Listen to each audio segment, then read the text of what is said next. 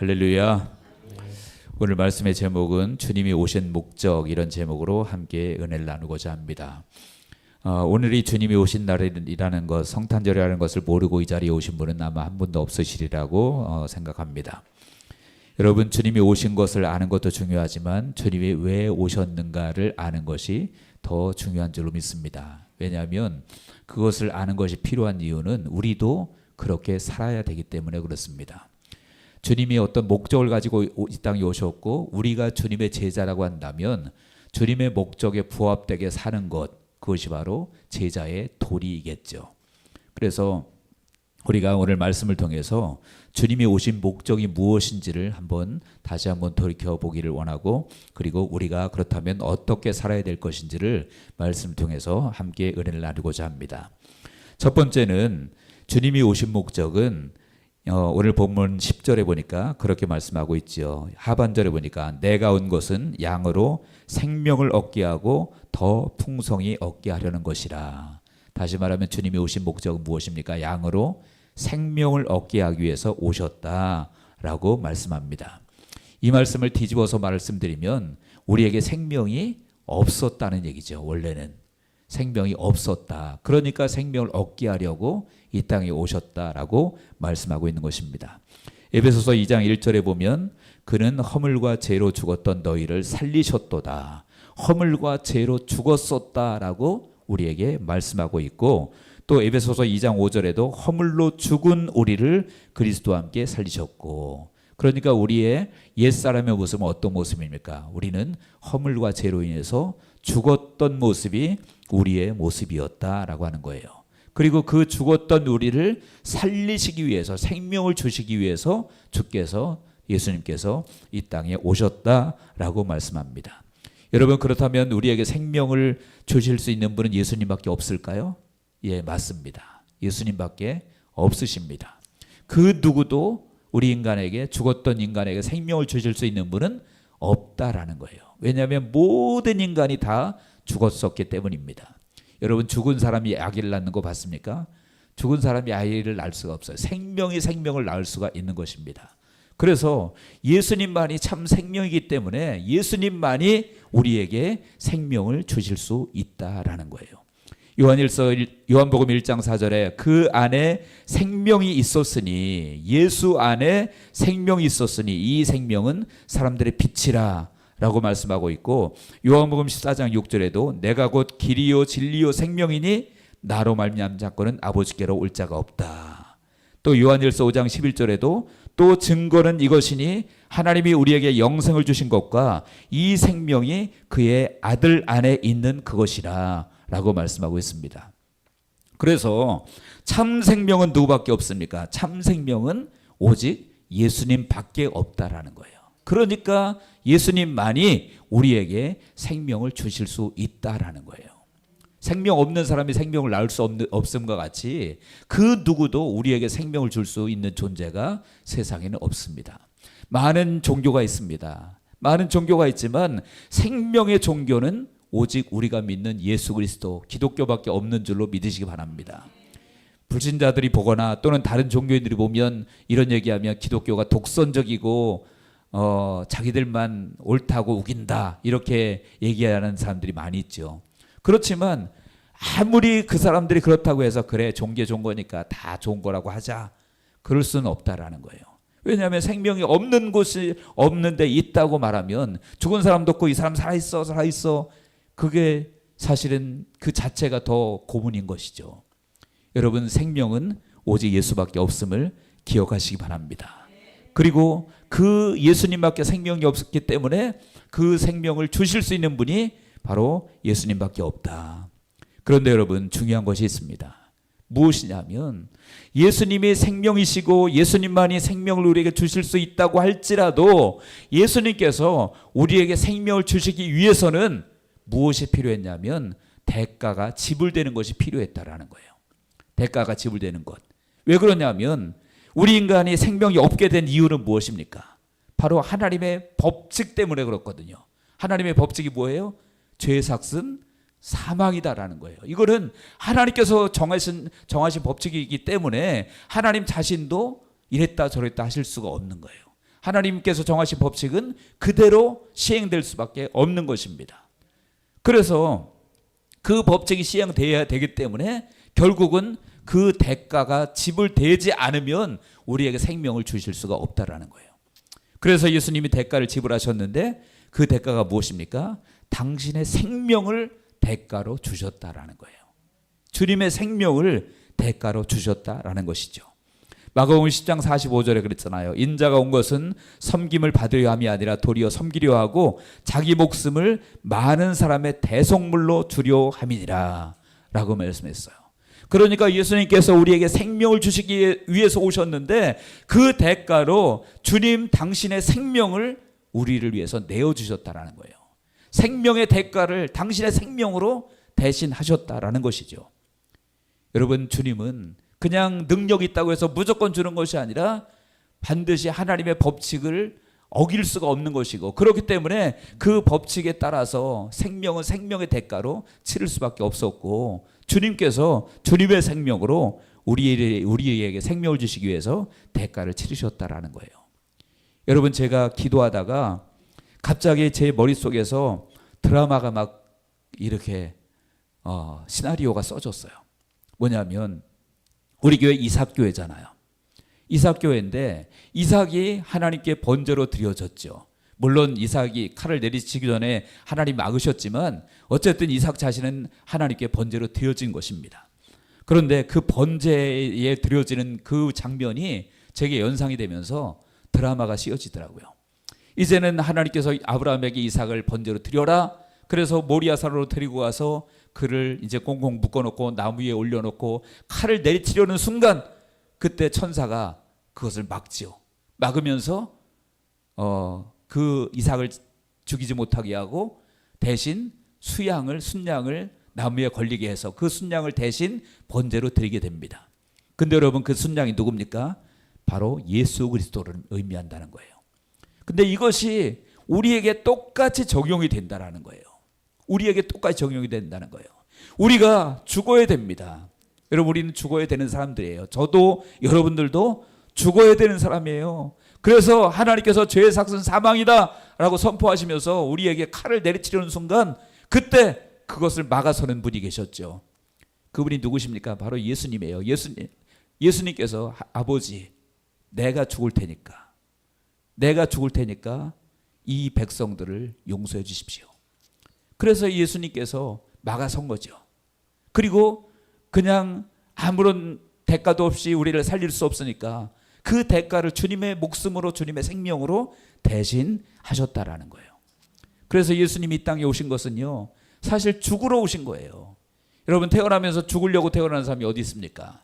결국은 다 죽게 되는 건 맞지만 그렇다고 해서 죽는 것을 목적으로 태어나는 사람이 세상에 어디 있어요? 살려고 태어나는 거죠. 여러분, 왜 돈 벌고 왜 밥 먹고 하는 것입니까? 다 살려고 하는 거잖아요. 그런데 주님은 아예 목적 자체를 우리에게 생명을 주시기 위해서 당신께서는 죽으러 그것을 목적을 가지고 이 땅에 오셨다. 그래서 도리어 섬기려 하고 자기 목숨을 많은 사람의 대속물로 주려 함이라. 여러분, 그 드라마가 기도하는데 탁 써지더라고요. 하나님께서 죄의 삭은 사망이다 내리치려 할 때에 주님께서 아버지, 막아서는 주님의 모습. 여러분, 그것이 바로 주님께서 이 땅에 오신 목적인 줄로 믿습니다. 그래서 주님은 우리에게 생명을 주시러 오셨고요, 그 대가로 당신의 생명을 내어주셨다라는 거예요. 두 번째로 주님이 오신 목적은 무엇일까요? 주님은요, 우리에게 부요를 주시기 위해서 오셨다라고 말씀합니다. 우리 한번 같이 읽어보겠습니다. 고린도후서 8장 9절을 다 같이 읽습니다. 시작. 우리 주 예수 그리스도의 은혜를 너희가 알거니와 부유하신 이로써 너희를 위하여 가난하게 되심은 그의 가난함으로 말미암아 너희를 부유하게 하려 하심이라. 아멘. 여기 보니까 그의 가난함으로 말미암아 너희를 부유하게 하려 하심이라 라고 말씀하셨습니다. 여러분, 여기서 말하는 부요는 영적 부요를 얘기할까요? 물질적인 부요를 얘기할까요? 둘 다입니다. 둘 다입니다. 영적인 부요를 주시기 위해서 오셨고요, 또 물질적으로도 우리에게 부요를 주시기 위해서 오셨습니다. 우리가 잘못 생각하면 이거는 물질적인 걸 얘기하는 게 아니고 영적인 것만 얘기하는 거야 라고 생각하기 쉬운데 아니에요. 영적인 것과 더불어서 물질적인 부여도 주시기 위해서 오셨어요. 이 고린도서 8장 9절의 배경이 되는 고린도서 8장은 어떤 내용이냐면 바울이 이제 그 고린도 교인들에게 헌금을 미리 준비해 둘 것을 얘기합니다. 왜냐하면 예루살렘 교회가 그 당시에 굉장히 어려웠었거든요. 그래서 그 교회를 돕기 위해서 헌금을 이제 너희들이 미리 좀 준비해 둬라. 내가 가면 그때 가서 헌금하려고 하지 말고 미리 준비해 둬서 내가 오면 바로 전달해서 예루살렘 교회에 전할 수 있도록 해달라. 이것이 고린도 전서의 내용들이 쭉 나오는 거거든요. 그러면서 이제 방금 읽은 고린도서 8장 9절을 얘기한 거예요. 거기 보니까 그의 가난함을 말미암아 너희를 부유하게 하려 하심이라. 그러니까 주님은 너희들이 헌금을 한다고 할지라도 그것 때문에 가난해지지 않는다라는 거예요. 너희들이 부유할 수 있다라고 말씀하고 있는 거죠. 그래서 주님께서 부유하게 하신다라는 것은 이제는 영적 부유함과 더불어서 우리 삶의 물질적인 부유함도 같이 포함되어 있는 거라는 거예요. 디모데전서 6장 7절에도 그랬습니다. 내가 이 세대에서 부한 자들 명하여 마음을 높이지 말고 정함이 없는 재물에 소망을 두지 말고 오직 우리에게 모든 것을 후히 주사 누리게 하시는 하나님께 두며 우리에게 모든 것을 후히 주시고 누리게 하신다. 다시 말하면 우리에게 부유함을 주시는 주님이라고 말씀하고 있죠. 바로 이것을 위해서 주님께서 이 땅에 오셨다라는 거예요.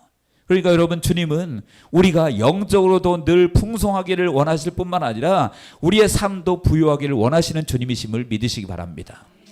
어떤 분은 가난하게 사는 게 미덕이다. 물론 우리가 주님의 복음을 위해서 가난한 사람도 있습니다. 그게 잘못됐다는 게 결코 아니에요. 그런데 무조건 가난하게 사는 것이 하나님 뜻이고 그것이 아주 하나님 보시기에 고귀한 삶이냐? 그렇지 않다라는 거예요. 심령이 가난한 거하고 그냥 찢어지게 가난하게 사는 거하고는 다른 거란 얘기예요. 주님이 오신 것은 부유하게 하기 위해서 오셨다라고 말씀합니다. 그래서 여러분들 부유함을 누리기를 주의 이름으로 축원합니다. 그런데 중요한 것이 있습니다. 무엇이냐면 이것 역시 주님께서 우리에게 부요를 주시기 위해서 주님은 또 그것에 대한 대가를 또 치르셨다라는 거예요. 무엇입니까?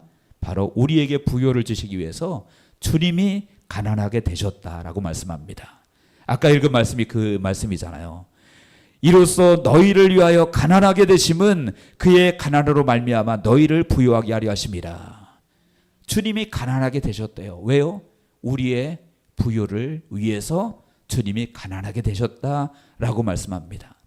그래서 여러분들, 주님이 원래 가난하신 분이 아니잖아요. 온 우주가 다 누구의 것입니까? 주님의 것입니다. 다 주님의 것인데 바로 우리의 부요함을 위해서 당신께서는 친히 가난하게 되셨다라고 말씀하고 있어요. 마태복음 8장 20절에 뭐라고 말씀합니까?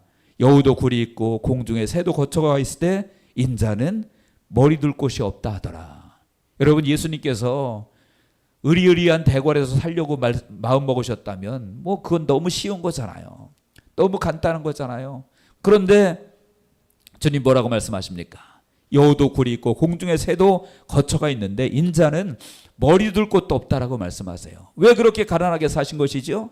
바로 우리의 부요를 위해서 그렇게 하셨다라고 말씀하고 있습니다. 여러분, 우리의 모습 보면 우리는 조금도 손해보려고 하지 않는 모습이 우리에게 있잖아요. 근데 주님은요, 우리의 부요를 위해서 당신의 모든 것을 포기하신 거예요. 하늘 보좌 포기하셨고 이 땅에 오셨어도 부유하게 얼마든지 누리며 사실 수 있는 분이시지만 오히려 가난하게 되셨다라고 말씀하고 있어요. 근데 우리는 작은 것도 포기하지 않고 조금도 손해보려고 하지 않고 이런 모습이 우리 가운데 얼마나 많은지 모릅니다. 여러분, 주님께서 우리를 부유하게 하시기 위해서 당신은 가난하게 되셨다라고 말씀하셨고요. 그 주님이 우리에게도 너희도 그렇게 살라고 말씀하고 있음을 기억하시기 바랍니다. 디모데전서 6장 18절에 보니까 선을 행하고 선한 사업을 많이 하고 나누어 주기를 좋아하며 너그러운 자가 되게 하라 라고 말씀하고 있어요. 더군다나 주님 뭐라고 말씀하시는지 아십니까? 가난하고 힘들고 고통스러운 자들에게 한 것이 곧 주님에게 한 것이다 라고 말씀하고 있어요. 한번 우리 읽어보겠습니다. 마태복음 25장 37절에서 40절을 다 같이 읽겠습니다. 시작. 이 대답하여 이르되 주여 우리가 어느 때에 나그네 되신 것을 보고 영접하였으며 헐벗으신 것을 보고 옷 입혔나이까 어느 때에 병드신 것이나 옥에 갇힌 것을 보고 가서 배웠나이까 하리니 임금이 대답하여 이르시되 내가 진실로 너희에게 이르노니 너희가 여기 내 형제 중에 지극히 작은 자 하나에게 한 것이 곧 내게 한 것이니라 하시고. 아멘. 여기 끝에 보니까 그렇게 말씀하고 있죠. 내가 진실로 너희에게 이르노니 너희가 여기 내 형제 중에 지극히 작은 자 하나에게 한 것이 곧 내게 한 것이니라. 주님께 했다고 말씀하고 있잖아요. 그러니까 주님이 우리를 부유하게 하시려고 당신은 가난하게 되셨고, 그리고 그 주님께서 우리에게도 말씀하시는 거예요. 너희들도 내가 그렇게 한 것처럼 너희들도 그렇게 살아라 라고 말씀하고 있는 거죠. 그래서 우리가 조금 손해보고 어려워도 가난한 자, 어려운 자, 그런 자들을 위해서 돕는 것이 주님의 뜻임을 기억하시기 바랍니다. 아까 예배 전에 저 교제실에서 잠깐 얘기를 나눌 때 이제 우리 권사님들이 예전에 그 양문교회 부목사님으로 계셨던 분 얘기를 하셨는데 제가 마음이 참 아프더라고요. 왜 아프냐 하면 정말 교역자들 중에서 힘들고 어렵게 사는 분들이 많은데 그게 제 마음에 깊이 그 마음이 아픈 건 왜 그러냐 하면 제가 경험을 했었거든요. 힘들고 정말로 너무 어렵고 힘든 시간을 경험을 했었거든요. 그러니까 어떤 분들이 그렇다더라 그러면 제가 그게 남 얘기 같지가 않아요. 경험을 했던 바이기 때문에. 그래서 아까 제가 예배 전에 이제 제 방에서 혼자 기도하면서 하나님, 우리 교회가 빨리 부흥돼야 될 이유가 있습니다. 빨리 부흥시켜 주십시오. 어렵고 힘든 자들 우리가 돕기를 원합니다. 정말 고통스럽고 특별히 주의 종들 중에도 힘들고 어려운 그러한 목회자들 참 많거든요. 저는 뭐 솔직히 하나님 은혜로 그리고 여러분들 함께 해주셔서 행복하게 지금 있지만 힘들고 고통과 어려움에 있는 분들이 많이 있어요. 여러분들 주님이 오신 목적은, 이 성탄절이 있는 목적은 바로 가난한 자들에게 부유함을 주시기 위해서 오셨음을 기억하시기 바랍니다. 그래서 제가 기도하다가 그런 생각이 났어요. 여러분들에게 동의도 안 구했지만 오늘 성탄절 헌금만큼은 그냥 가난한 자들 또는 뭐 의논해서 필요한 분들에게 다 전액 이렇게 우리가 구제금으로 썼으면 좋겠다, 이런 생각이 들었습니다. 괜찮으시죠? 여러분, 주님이 오신 목적이, 성탄절의 목적이 그렇다고 했잖아요. 부유하게 하기 위해서, 우리를 가난한 자들 부유하게 하기 위해서. 당신 자신은 가난하게 되셨는데 설교만 이렇게 해놓고 우리가 듣기만 하고 실제로 그건 뭐 좋은 얘기긴 하지만 우리 교회 현실엔 안 맞아. 이렇다면 하나님 보시기에는 우리는 위선자일 뿐인 것이에요. 여러분들, 주님께서 우리를 부유하게 하시려고 가난한 자가 되셨음을 기억하시기 바랍니다. 그래서 우리들도 주님처럼 그런 모습, 작은 모습이라도 실천하면 살았으면 좋겠습니다. 그런 우리 성도님들 다 되어지기를 주님의 이름으로 축원드립니다. 세 번째로 주님이 오신 목적은 우리에게 화평함을 주시기 위해서 오셨다라고 말씀합니다. 화평함을 주시기 위해서 오셨다. 에베소서 2장 14절에 보니까 그는 우리의 화평이신지라 둘로 하나를 만드사 원수된 것 곧 중간에 막힌 담을 자기 육체로 허시고, 이렇게 말씀하고 있고요. 골로새서 1장 20절에도 또 그의 십자가의 피로 화평을 이루사 만물 곧 땅에 있는 것들이나 하늘에 있는 것들이 그로 말미암아 자기와 화목하게 하시기를 기뻐하심이라 라고 말씀하셨어요. 그래서 예수님께서 이 땅에 오신 것은 화평케 하기 위해서 오셨다라고 말씀하는 거예요. 하나님과 화평케 하기 위해서, 그리고 사람과 사람 사이의 화평을 위해서 주님은 이 땅에 오셨다라고 말씀합니다. 갈라디아서 3장 28절에 그랬죠. 너희는 유대인이나 헬라인이나 종이나 자유인이나 남자나 여자나 다 그리스도 예수 안에서 하나이니라. 그리스도 예수 안에서 하나다. 즉 화평케 된 자다라고 말씀하고 있는 것이에요. 그래서 주님께서 바로 이 화평함을 위해서 이 땅에 오셨다라고 말씀하고 있는 거예요. 그리고 그 주님이 우리에게 요구하시는 것도 무엇일까요? 우리에게 요구하시는 것도 너희는 화평케 하는 자가 돼야 된다라고 말씀하고 있습니다. 마태복음 5장 9절에 그랬죠. 화평케 하는 자는 복이 있나니 그들이 하나님의 아들이라 일컬음을 받을 것이며, 히브리서 12장 14절에도 모든 사람과 더불어 화평함과 거룩함을 따르라. 이것이 없이는 아무도 주를 보지 못하리라 라고 말씀하고 있어요. 그래서 주님께서 이 땅에 화평케 하시기 위해서 하나님과 원수되었던 우리를 하나님과 화평케 하시고, 또 이웃과 이웃의 관계가 깨어졌던 그 관계를 화평케 하기 위해서 주님께서 이 땅에 오셨다라는 거예요. 그런데 여러분, 여기에도 또한 주님이 피로 대가 지불하신 것을 기억하시기 바랍니다. 아까도 읽었지요.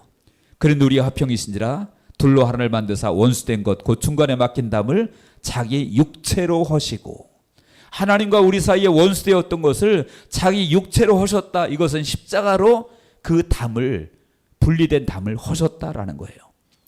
또 그의 십자가의 피로 화평을 이루사라고 말씀하고 있다라는 거예요. 그래서 여러분들, 주님께서는 모든 것이 다, 주님께서는 우리에게 생명을 주시기 위해서는 생명으로 대가를 치르셨고요. 또 무엇이었습니까? 뭐였죠? 두 번째가 부욕해 하기 위해서 당신은 가난하게 되지는 그러한 대가를 치르셨고, 또한 우리를 화평케 하기 위해서 주님께서는 당신의 육체를 허시고 피로 대가를 치르셨다는 거예요. 그리고 더 나가서 또 다른 대가를 치르셨는데, 그 대가가 무엇인지 아십니까? 하나님과 우리와의 관계를 화평케 하기 위해서 주님은요, 하나님과의 화평의 관계를, 그것을 깨뜨려지는 그러한 아픔을 겪으셨다라는 거예요. 언제 겪었습니까? 십자가에서 그것을 겪었죠. 예수님께서 십자가 지실 때 그러셨잖아요. 엘리 엘리 라마 사박다니, 아버지 아버지 어찌하여 나를 버리시나이까. 왜 아버지께 버림받는 그러한 고통을 주님이 겪으셔야 했을까요? 바로 우리가 하나님께 버림받은 우리를, 하나님과의 관계를, 화평한 관계를 회복시키기 위해서 주님은 오히려 버림받는 그러한 고통을, 아픔을 겪으셨다라는 것이죠. 그러므로 여러분들, 우리가 정말로 주님이 오신 목적이 우리를 화평케 하기 위해서 오셨다고 한다면 우리들도 그렇게 되라고 주님이 말씀하고 있는 거예요. 화평케 하는 자가 복이 있다. 그리고 정말 모든 사람과 더불어 화평함과 거룩함을 따르라라고 말씀하고 있는 것이죠. 주님이 엄청난 대가를 치르셨잖아요. 자기 육체를 허셨고요. 그리고 하나님께 버림받는 그런 대가를 치르셨다면, 여러분, 우리들도 때로는 화평케 하기 위해서 내가 희생이 필요할 때가 있습니다. 그런데 여러분들, 주님이 행하신 것을 생각한다면 못할 것이 있을까요? 주님이 정말로 우리를 화평케 하기 위해서 치르신 그 대가를 우리가 생각한다면, 내가 화평케 하기 위해서 조금 손해보고 조금 희생당하고 조금 어려움 당하는 것, 그것이 그렇게 대단한 것일까요? 하나님 앞에서는 주님이 당하신 것에 비하면 그것은 아무것도 아닌 것을 기억하시길 바랍니다. 그래서 여러분들, 화평케 하는 자 되어지기를 주의 이름으로 축원합니다. 그러기 위해서는 주님께서도 그렇게 하신 것처럼 우리들도 때로는 대가 지불을 해야 된다라고 하는 사실을 분명히 기억하시고 예수님의 모습을 닮을 수 있는 우리 모두가 되시기를 바랍니다. 마지막으로 여러분, 주님이 오신 이유는 무엇일까요? 마귀의 일을 멸하러 오셨다라고 말씀합니다. 요한일서 3장 8절에 보니까 죄를 짓는 자는 마귀에게 속하나니 마귀는 처음부터 범죄함이라 하나님의 아들이 나타나신 것은 마귀의 일을 멸하려 하심이라 라고 말씀했어요. 주님이 오신 이유는 마귀의 일을 멸하려 오셨다라고 말씀합니다. 그러면 마귀의 일이 무엇일까요? 오늘 본문에 요한복음 10장 10절 이제 상반절에 그렇게 돼 있잖아요. 도둑이 오는 것은 도둑질하고 죽이고 멸망시키려는 것뿐이다. 이게 마귀의 일이에요. 도둑질하고 죽이고 멸망시키려는 것뿐이다. 이 마귀의 일을 멸하시기 위해서 주님께서 오셨다라는 것이죠. 그래서 예수님이 오신 것은요, 이 땅의 악한 원수 마귀들을 무너뜨리시기 위해서 오신 줄로 믿습니다. 그 마귀의 일을 무너뜨리기 위해서 주님이 오신 거예요. 죽이고 도둑질하고 죽이고 멸망시키려는 그 마귀의 일을 무너뜨리기 위해서 주님이 오셨다라는 거예요. 그렇다면 우리들도 예수 이름으로 나아가서 그 마귀의 일을 우리가 멸하기 위해서 우리가 싸워야 될 줄로 믿으시기 바랍니다. 그래서 마귀는요, 어떻게든 본문에 있는 것처럼 우리의 영혼을, 우리의 믿음을 도둑질하고 죽이고 멸망시키려고 하는 것이 마귀의 일인 것입니다. 어떻게 그렇게 만들려고 할까요? 바로 우리에게 죄를 짓게 만들어서 우리의 영혼을 망가뜨리고 죽이고 멸망시키려는 것, 그것이 마귀가 하는 방법입니다. 요한일서 3장 8절에 분명히 말씀하고 있죠. 죄를 짓는 자는 마귀에게 속하나니. 죄를 짓는 자 마귀에게 속한다라고 말합니다. 그래서 마귀는 우리가 죄를 짓게 해서 우리가 우리의 영혼이 도둑질 당하고 멸망당하고 하나님으로부터 멀어지게 만드는 것이 바로 마귀가 이 땅에 와서 역사하는 그 모습이라는 거예요. 근데 주님은 그것을 멸하시기 위해서 오셨다. 그러므로 여러분, 우리들도 죄를 가벼이 여기지 않기를 주의 이름으로 축원합니다. 그리고 우리가 영적으로 깨어 있어서 마귀가 행하는 일들을 우리가 분별할 수가 있어야 돼요. 분별할 수 있어야 되고, 그리고 그것들을 예수의 이름으로 우리가 꺾어야 될 줄로 믿습니다. 마귀는요, 내가 마귀다 그러면서 딱 나타나서 내가 이런 일을 하고 있다 이렇게 하는 게 아니에요. 속이는 것이죠. 그래서 나도 모르게 정말로 마귀에게 속아서 나도 모르게 마귀가 좋아하는 일을 할 수도 있다라는 거예요, 우리가. 그러니까 우리가 정신 차리고 깨어 있어야 되죠. 얼마 전에도 제가 말씀드렸지만, 말씀으로 우리를 자신을 언제나 점검해보고 말씀으로 우리를 되새김질 해봐야 돼요. 그래서 내가 정말로 하나님을 기쁘시게 하고 있는 삶을 살고 있는지, 아니면 나도 모르게 마귀에게 속아서 마귀가 좋아하는 일을 하고 있지 않은지. 여러분, 죄송하지만 마귀 심부름꾼들 많아요, 교회 안에도. 저는 겪은 게 많으니까 정말 눈에 보이게 마귀의 심부름꾼 노릇하는 사람들이 있어요. 여러분들, 주님이 오신 목적을 기억하시기 바랍니다. 주님이 오신 목적은 마귀를 멸하러 오셨는데 우리는 마귀를 돕는 일을 하고 있다면 큰일이잖아요. 저 여러분들은 그런 분들 한 분도 없기를 주의 이름으로 축원합니다. 이제 말씀의 결론 맺으려고 합니다. 여러분, 주님이 오신 목적은 우리에게 생명을 주시기 위해서 오셨고, 우리를 부유하게 하기 위해서 오셨고, 우리를 화평케 하시기 위해서 오셨고, 그리고 우리에게 마귀의 일을 멸하시기 위해서 주님이 오셨다라고 말씀합니다. 그래서 우리가 그 오신 목적을 분명히 알고 우리들도 그 목적에 맞게 살아야 될 줄로 믿습니다. 그리고 그 목적을 이루시기 위해서 주님께서는 그냥 능력으로만 행하신 것이 아니라 엄청난 대가를 지불하셨음을 우리는 기억을 해야 돼요. 생명을 주시기 위해서 당신의 생명을 내어놓으셨고요. 우리를 부유하게 하시기 위해서 당신은 가난하게 되셨습니다. 그리고 우리에게 화평을 주시기 위해서 당신은 육체를 허셨고, 그리고 하나님께 버림받는 그러한 고통을 당하셨습니다. 여러분, 우리들도 주님 오신 날을 맞이해서 주님 오셨다 기뻐하자. 물론 당연히 주님 오셨으니까 기뻐해야 되겠죠.